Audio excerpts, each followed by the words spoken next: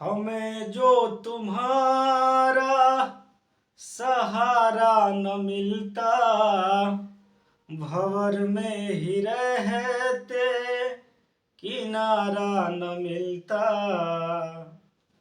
हमें और जीने की चाहत न होती, अगर तुम न होते, अगर तुम न होते। जय हिंद। पीके मैथ साइंस क्लासेस में आप सभी का हार्दिक अभिनंदन और स्वागत है। आज हम लोग साइंस का बायोलॉजी का ललन टॉप क्वेश्चन करेंगे, जो कि NTPC, SSC, GD, ALP, class 10, class 9 सभी बच्चे इसको देख सकते हैं। और ये इतना ही महत्वपूर्ण है जितना कि 9 के लिए है, उतना ही महत्वपूर्ण ये एएलपी टेक्नीशियन के लिए है। हम लोग बिना देरी किए इस टॉपिक को देखेंगे। इतना सारा क्वेश्चन लिखे हैं, फिर से इसके आगे भी क्वेश्चन है, ज़्यादा नहीं, 15-20 क्वेश्चन है। आप लोग को अच्छा से समझ में आएगा, आप एक बार इसको जरूर देखिएगा पूरा। और हाँ, शायरी भी सुनाएंगे, टेंशन नहीं लेना है। जो भी बच्चे बोल रहे थे सर शायरी नहीं सुनाए हैं, सुनाएंगे, टेंशन नहीं लेने का। देखो, माइकोलॉजी में किसका अध्ययन किया जाता है? माइकोलॉजी होता क्या है? माइकोलॉजी में कवक का अध्ययन किया जाता है। किसका अध्ययन किया जाता है? कौन सा पेन ले लिया? माइकोलॉजी में किसका अध्ययन किया जाता है? कवक का, जिसको हम लोग फंजाई बोलते हैं। क्या बोलते हैं? फंजाई। माइकोलॉजी में किसका अध्ययन होता है? फंजाई का। कवक एवं शैवाल का पहला पहला प्यार क्या है? कवक एवं शैवाल का पहला पहला प्यार क्या है? आप लोग कमेंट में इसको बताइएगा, हम इसको छोड़ रहे हैं। रिलेटेड क्वेश्चन है इसके एपीकल्चर। एपीकल्चर किसके लिए होता है? मधुमक्खी पालन के लिए। मधुमक्खी पालन किसके लिए? मधुमक्खी पालन के लिए हम लोग एपीकल्चर का यूज करते। सेरीकल्चर किसका होता है? तो सेरीकल्चर रेशम कीट पालन। सेरीकल्चर किसका? रेशम कीट पालन। एपीकल्चर किसका? तो मधुमक्खी पालन। विटीकल्चर किसका? तो विटीकल्चर आप लोग याद रखिए, इससे आपका ये होता है अंगूर की खेती। अंगूर की खेती मोस्ट इंपॉर्टेंट है, इस बार क्वेश्चन भी पूछा गया था। वर्मीकल्चर, केचुआ। केचुआ, केचुआ को हम लोग क्या कहते हैं? किसान का दोस्त कहते हैं, किसान का मित्र कहते हैं, किसान का मित्र। किसान का मित्र कौन है? तो केचुआ है। किसान का मित्र कौन है? तो केचुआ है। कौन सा विटामिन में कोबाल्ट धातु पाया जाता है? Vitamin B12। Vitamin B12, vitamin B12 में कोबाल्ट धातु पाई जाती है। आप लोग कवक एवं शैवाल का पहला पहला प्यार क्या है? अरे बाप, प्यार लाइकेन बोलते हैं इसको। लाइकेन, क्या बोलेंगे? लाइकेन। समझ में आया? प्यार बड़ा खतरनाक चीज है, इससे दूर रहो। लाल, पीला, हरा, इससे क्या रहना है? दूर रहना है, बर्बाद हो जाना है। नहीं रहोगे तो बर्बाद हो जाओ। कोशिका की ऊर्जा मुद्रा किसे कहते हैं? एटीपी को कहते हैं। किसे कहते हैं भाई? एटीपी को। एटीपी को कोशिका का ऊर्जा मुद्रा कहते हैं। इसका फुल फॉर्म भी कभी कभी पूछ लेता है कि बताइए एटीपी का फुल फॉर्म क्या होता है। तो इसका फुल फॉर्म होता है, इसका फुल फॉर्म होता है एडिनोसिन। एडिनोसिन, गलत लिख दिए हैं,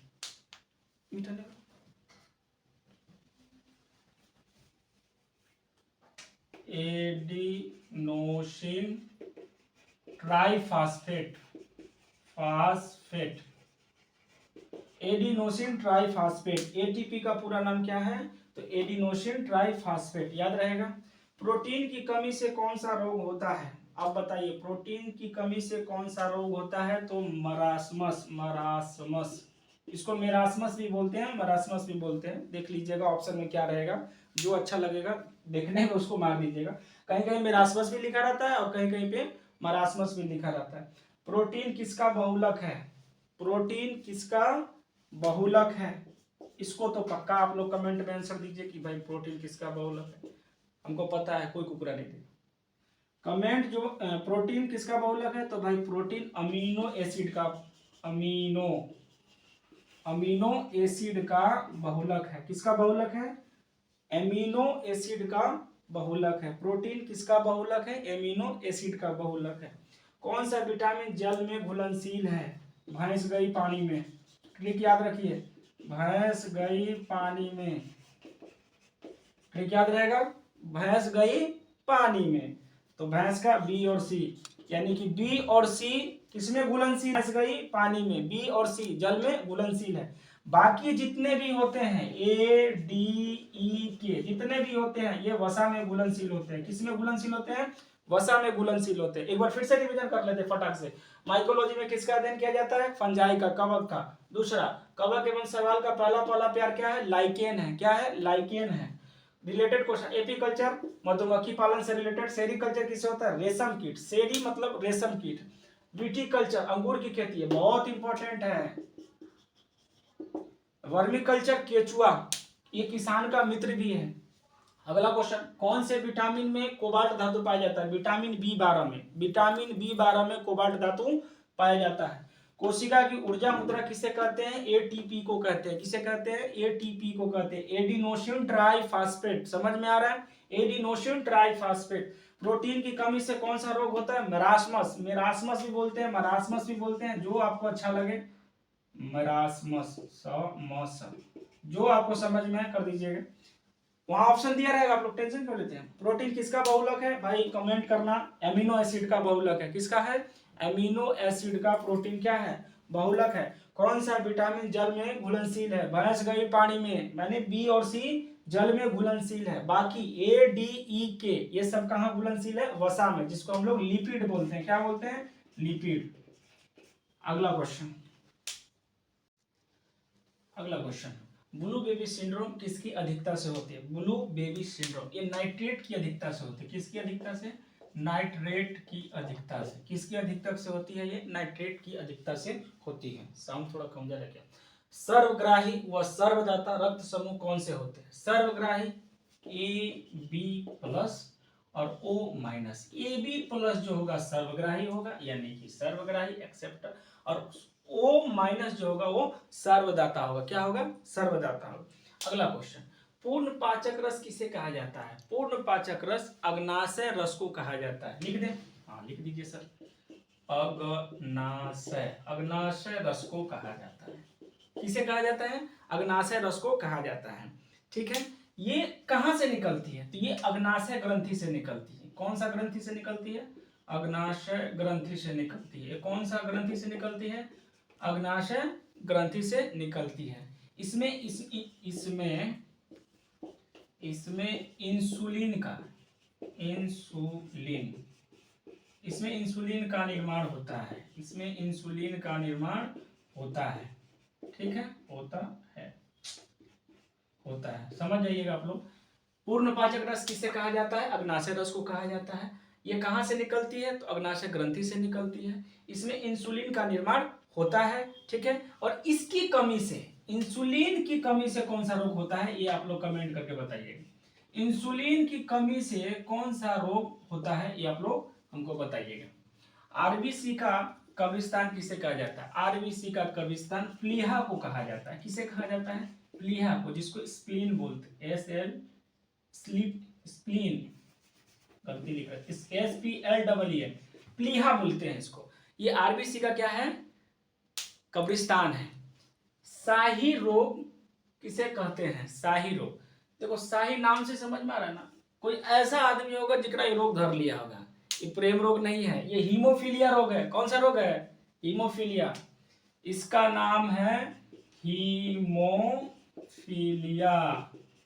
रोग। कौन सा रोग है, हीमोफीलिया रोग।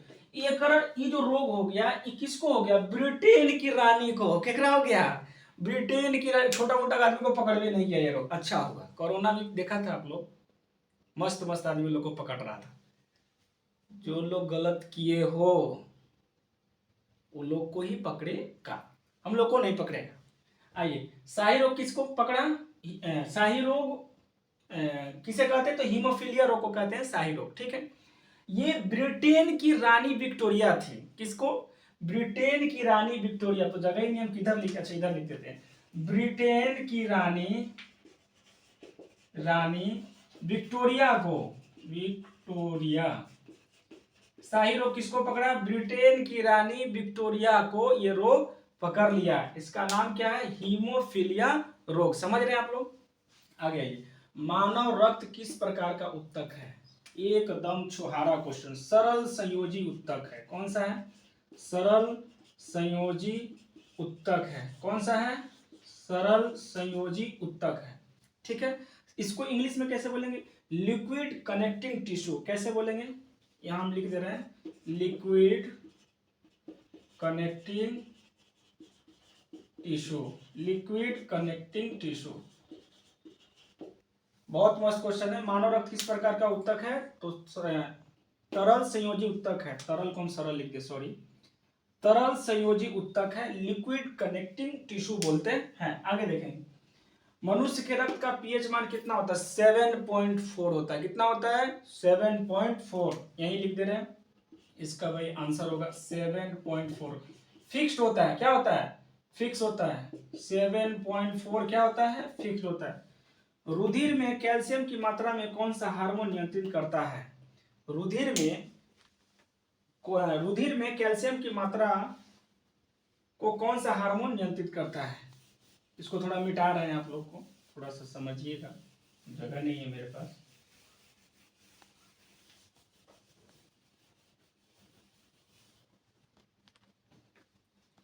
कैल्सिटोसिन हार्मोन, कैल्सिटोसिन हार्मोन क्या बोलते हैं? कैल्सिटोसिन हार्मोन। रुधिर में कैल्शियम की मात्रा कौन सा हार्मोन नियंत्रित करता है? तो कैल्सिटोसिन हार्मोन नियंत्रित करता है। याद रहेगा, कैल्सिटोसिन हार्मोन। ये कहां से निकलता है? पैराथायरिन ग्लैंड से निकलता है। कहां से निकलता है? पैराथायरिन ग्लैंड से निकलता है। कौन सा हार्मोन? कैल्सिटोसिन हार्मोन। स्पेलिंग थोड़ा मिस्टेक होगा तो आप लोग देख लीजिएगा। कैल्सिटोसिन हार्मोन, ठीक है। ये कहां से निकलता है? तो भाई पैराथायरिन ग्लैंड से ये निकलता है। समझ में आया? अब आगे देखेंगे। हाँ देखिए, अब नेक्स्ट क्वेश्चन, इमारतों का कुष्ठ रोग किसे कहा जाता है? इमारतों का कुष्ठ रोग किसे कहा जाता है? कुष्ठ का मतलब क्या होता है? खराब करना। जैसे ताजमहल सफेद से धीरे धीरे क्या हो जा रहा है? पीला होते जा रहा है। क्या होते जा रहा है? पीला होते जा रहा है। तो ये कुष्ठ रोग किससे होता है? इसको बोलते हैं हम लोग एसिड रेन। एसिड रेन, अम्लीय वर्षा। कैसे हो रहा है ये? अम्लीय वर्षा हो रहा है। कैसे? एसिड रेन बनता कैसे बाबू रे? H2SO4 प्लस HNO3, ठीक है। H2SO4 और HNO3 यानी कि सल्फ्यूरिक एसिड,